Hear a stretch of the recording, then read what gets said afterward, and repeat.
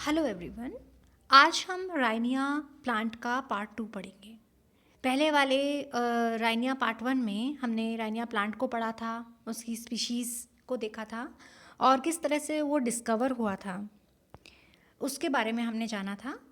इस वीडियो में हम प्लांट का जो संरचना है, आंतरिक काट है वो, और उसकी जो रिप्रोडक्टिव पार्ट्स हैं उनको हम इस वीडियो में देखेंगे।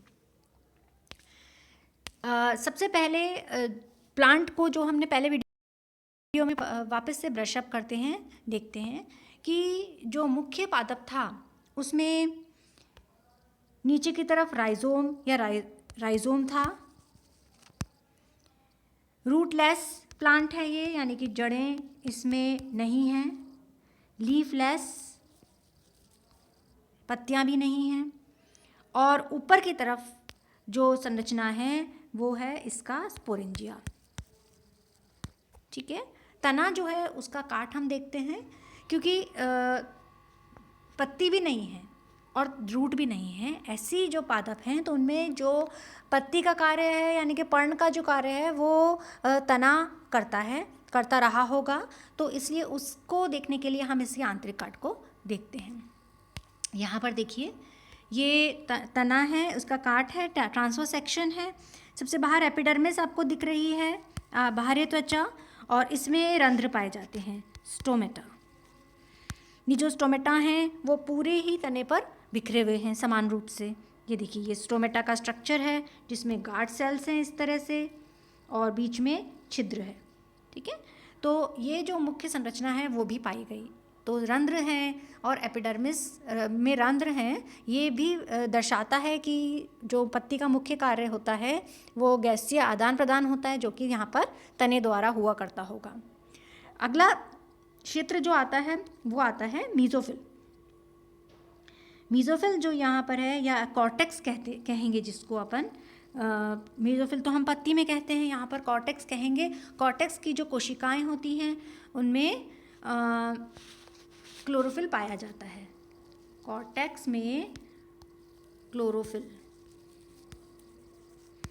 उपस्थित होने के कारण ही प्रकाश संश्लेषण का कार्य ये करते हैं, और प्रकाश संश्लेषण से ही जो खाद्य पदार्थ पादप बनाता रहा होगा। तो ये इसमें कॉर्टेक्स में ही क्लोरोफिल पाया जाता है, इसलिए तना भी इसका हरे रंग का रहा होगा। अब सेंटर वाला क्षेत्र जो है वो है इसका इसका है स्टील। यहाँ पर प्रोटोस्टील है।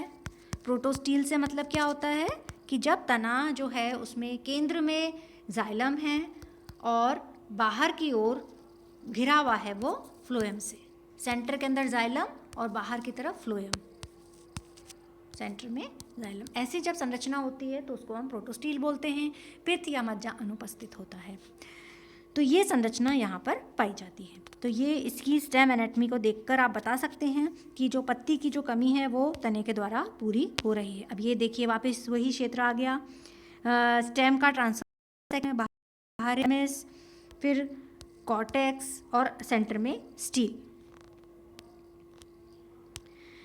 अगला जो क्षेत्र आता है इसमें हम देख रहे हैं वो पादप है। इसका जो रिप्रोडक्टिव पार्ट है, यानी कि जो जिससे जनन होता है, जो स्पोर्स पाए जाते हैं, यानी कि जो स्पोरेंजिया है, वो शीर्ष पर द्विशाखन होता है, डाइकोटोमस ब्रांचिंग होती है तने की, और उसके भी शीर्ष के ऊपर ये संरचना मिलती है। संरचना इस प्रकार होती है। अब जैसा हमें पता है ये फॉसल प्लांट है, तो फॉसल प्लांट जो होता है उसमें पादप तो हमें मिला नहीं है। पादप की या तो इम्प्रेशन मिला है या वो डिपोजिशन के फॉर्म में मिला है। जैसा हमें पता है ये राइनिया जो था, राइनी विलेज में स्कॉटलैंड में, वहाँ पे वॉल्केनोज होते थे, और वॉल्केनो की जो लावा है या जो राख है उसमें जो मिनरल्स पाए जाते थे, जैसे कि सल्फ़र अधिक मात्रा में पाया जाता था, तो सल्फ़र की डिपोजिशंस इस शेप में हो गई हैं, इस पादप के शेप में हो गई हैं, जिस प्रकार से ये हमें दिख रहा है, जैसा हम चित्र में देख रहे हैं। तो ये देखिए, उस पत्थर के ऊपर इस तरह से ये स्पोरेंजिया का इम्प्रेशन यहाँ पर दिख रहा है। स्पोरेंजिया जो है वो तना है, नीचे स्टॉक है और ऊपर स्पोरेंजिया है। अब यहाँ पर जो स्पोरेंजिया पाया जाता है वो जो पढ़ा यानी कि जिसके बारे में स्टडी की, उसमें 3 क्षेत्र होते हैं, 3 भित्तियाँ होती हैं। बाहरी भित्ति, आउटर वॉल या आउटर लेयर, बाहरी भित्ति होती है। फिर आंतरिक यानी कि मिडल होती है, और सबसे अंदर वाली जो होती है जिसको बोलते हैं टैपिटम। टैपिटम पोषाहारी होती है, यानी कि जो खाद्य पदार्थ हैं वो अंदर जो बीजाणु डेवलप हो रहे हैं, बन रहे हैं, उनको वो भोजन प्रदान करती है। तो इस प्रकार से स्पोरेंजिया जो है की भित्ति जो है वो 3 स्तरीय होती है। अब सेंटर में आप देख रहे हैं यहाँ पर स्पोरेंजिया या स्पोर्स या बीजाणु जो हैं वो यहाँ पर केंद्र में असंख्य बीजाणु होते हैं, इसमें दिख रहे हैं आपको। और बीजाणु किस प्रकार के हैं? होमोस्पोरस से मतलब क्या होता है? सम बीजाणु से मतलब क्या हुआ कि जब सभी बीजाणु समान आकार के, समान साइज के होते हैं।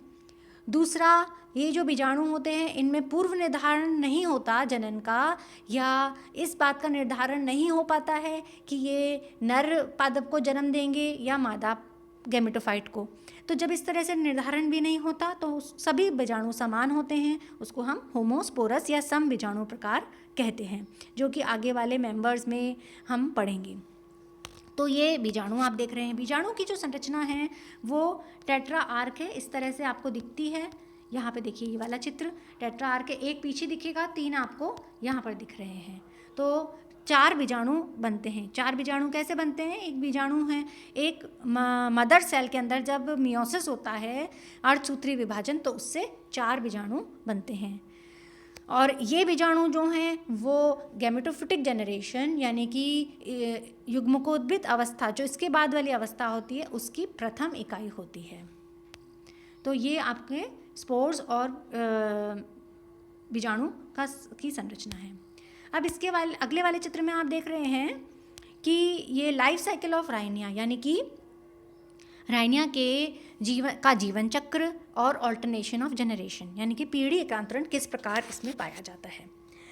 अब यहाँ पर देखिए, सबसे पहला वाला ये पादप जो दिख रहा है आपको, इसके नीचे लिखा हुआ है स्पोरोफाइट, यानी कि ये बीजाणुद्भिद पादप है।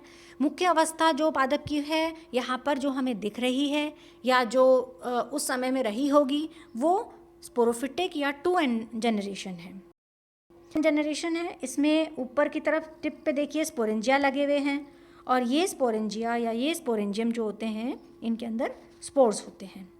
स्पोर्स, ये एक स्पोर है, स्पोर में मियोसिस होता है और स्पोर बनता है, और उसी से अगली जनरेशन जो है जिसको हम बोलते हैं युग्मकोद्भिद अवस्था यानी कि गैमेटोफिटिक जनरेशन, वो इससे बनती है, इसके अंकुरण से बनती है।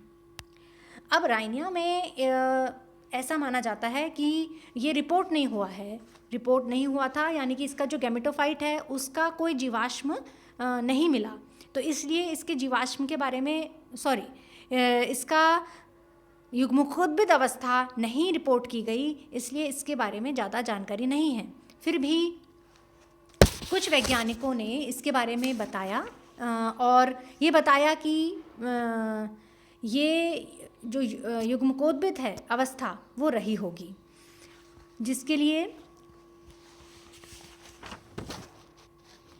लेऑन वैज्ञानिक थे जिन्होंने 1957 में ये बताया कि जो बीजाणु है वो अंकुरित होकर एक गैमेटोफिटिक संरचना बनाते हैं। तो इस प्रकार ये गैमेटोफाइट बन गया। देखिए यहाँ पर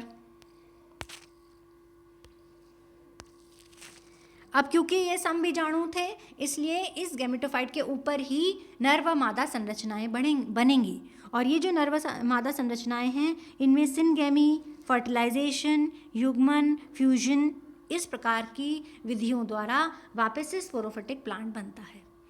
तो जब स्पोरोफाइट और गैमेटोफाइट एक पीढ़ी में, एक पादप की जीवन में ऑल्टरनेट करती हैं, एकांतरण क्रम में चलती हैं, तो उसको हम पीढ़ी एकांतरण कहते हैं।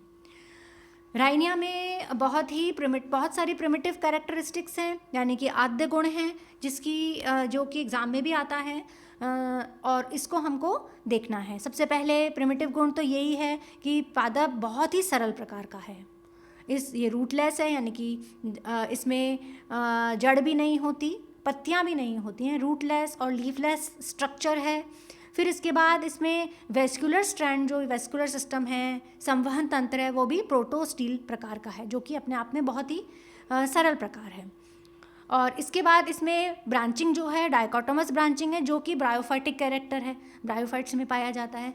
तो इन कुछ कैरेक्टर्स के बेसिस पर हम राइनिया को डिस्क्राइब करते हैं, उनके प्रिमिटिव कैरेक्टर्स को और उसके जीवन चक्र को। तो इस पादप के 2 वीडियोस हैं, उनको अच्छे से पढ़िए, देखिए, क्योंकि राइनिया जो है वो प्रैक्टिकल में भी इतना ही इम्पॉर्टेंट है जितना थ्योरी में है। प्रैक्टिकल में आपको इसका चित्र दिया जाएगा, जैसा कि आपको पता है राइनिया प्लांट तो फॉसल प्लांट है, इसलिए हम अभी उसको हम नहीं होता है वो आज के ज़माने में, आज के समय में, इसलिए उसके हम चित्र रखेंगे और उसको देखकर आपको उस पादप को डिस्क्राइब करना होगा। इसकी क्लासिफिकेशन भी समझिए, पढ़िए, और इसके मुख्य पार्ट्स जो हैं, मुख्य बिंदु जो हैं, वो समझने की कोशिश कीजिए।